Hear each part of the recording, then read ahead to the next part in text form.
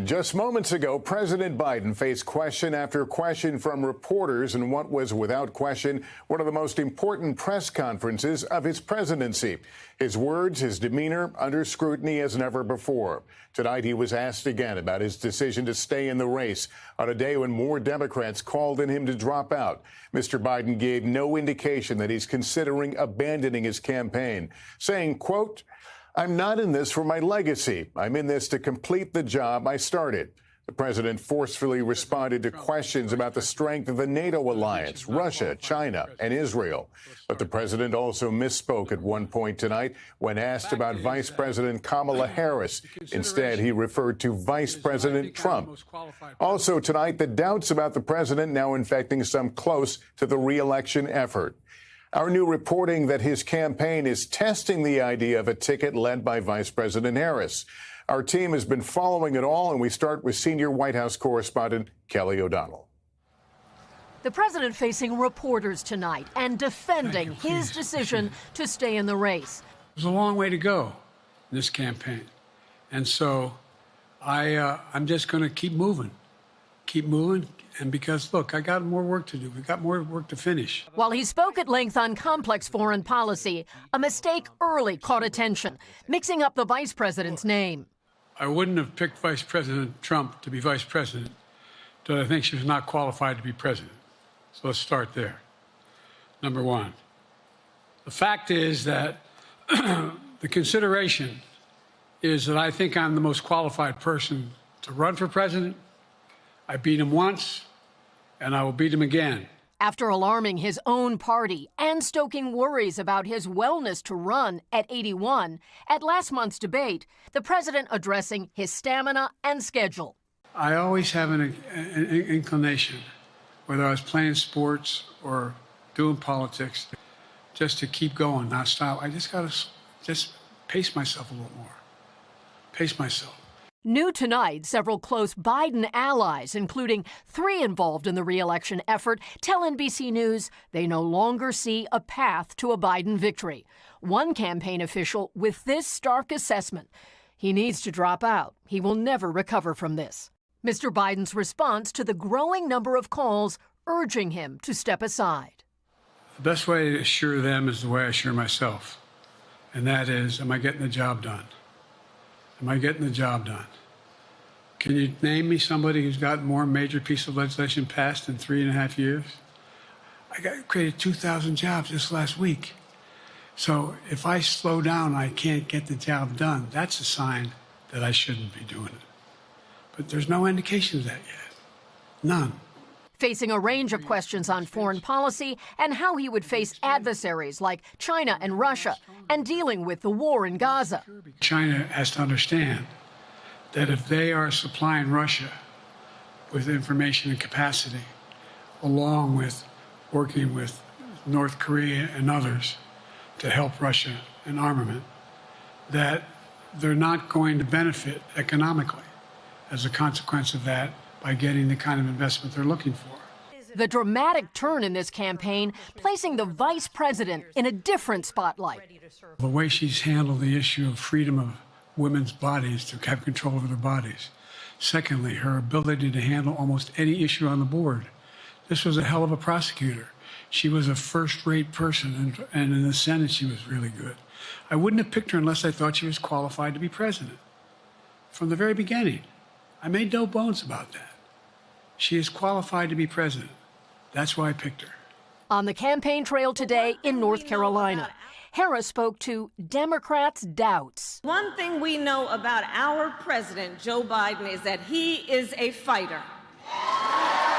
The NATO summit has dominated the president's week with its series of meetings, pageantry, and hosting a Wednesday night dinner.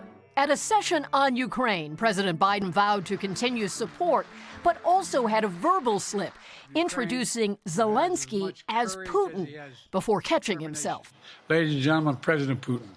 President Putin. He's going to beat President Putin. President Zelensky. All before tonight's high-stakes test, the president's first solo press conference of the year. I'm not in this for my legacy. I'm in this to complete the job I started. And Kelly, the president was also asked tonight once again about taking a new medical exam. What did he say? Well, he said he would if his doctors want him to have a new exam, including a neurological workup. But he says they have not asked for that, and he noted that he is with doctors every day on his medical team.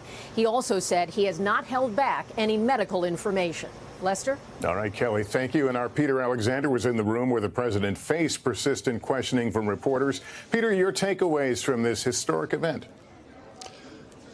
Well, Lester, we're getting our first evidence that this may not be enough to satisfy those concerned Democrats, the first House Democrat since this performance here at the news conference has come forward saying that he now believes that Joe Biden should step aside. That's the Connecticut Democrat Jim Himes right now. I'm hearing from a top Democratic aide saying they do not believe President Biden did enough tonight to satisfy those who were prepared to come forward and say just as much. We're also hearing from some Biden aides this evening saying if this was the Joe Biden that had performed, that had been in that debate just 2 weeks ago, that he would not be, in their words, in this mess right now. I think performatively, minus that one gaffe at the beginning, I think he's going to be haunted by that to some degree as it spreads around, ricochets around the internet. Separately, substantively, I think most people that support him will be satisfied by his performance. Lester? Yeah, and Peter, you mentioned some of those in the early reactions to what we saw today. Today, the campaign scrambled to assure lawmakers, even as more Democrats called on the president to drop out. Ryan Nobles with that story. Who knows when the right time. Tonight, the list of Democrats calling on President Biden to end his campaign for re-election is growing. Ultimately, the president's going to have to make his own decision. The first senator, Peter Welch of Vermont, joining a list of more than a dozen House Democrats publicly asking Biden to do the same, including Earl Blumenauer from Oregon. I mean, his legacy is at stake now. And despite President Biden's repeated insistence that he'll remain in the race, I'm not going anywhere. House Democratic Leader Hakeem Jeffries today indicating his caucus is far from decided. Those conversations have been candid, comprehensive, and clear-eyed, and they continue. And Senate Majority Leader Chuck Schumer batting down a report claiming he has signaled to donors he's open to a change at the top of the ticket by saying, quote, I support President Biden and remain committed to ensuring Donald Trump is defeated in November. The White House and the campaign, hoping to calm Capitol Hill fears, sent 3 top officials to brief senators. But many of the senators left with more questions than answers. I still have concerns because I need more of the data and analytics that show the path to victory.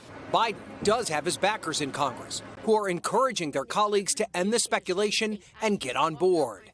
We have the team, we have the operation, we have the president who I trust. But many others have offered less than enthusiastic support. He needs to be able to prosecute that case that you're making? Yeah, I mean, anyone at the top of the ticket has to be able to make the case, define the terms of the debate. Others outright dodge the question. Mr. Goldman, what are you expecting from the president tonight? I don't have anything to say. Can President Biden win this race? Do you have concerns about Biden on the whole ticket? So, Ryan, after this news conference tonight, what will Democrats be discussing tomorrow? Well, they're definitely going to take a close review of what they saw here tonight, Lester, but they're also going to want to see the president out on the road and see how he performs in high-stakes interviews like the one he has with you on Monday. Lester? Thanks for watching. Stay updated about breaking news and top stories on the NBC News app or follow us on social media.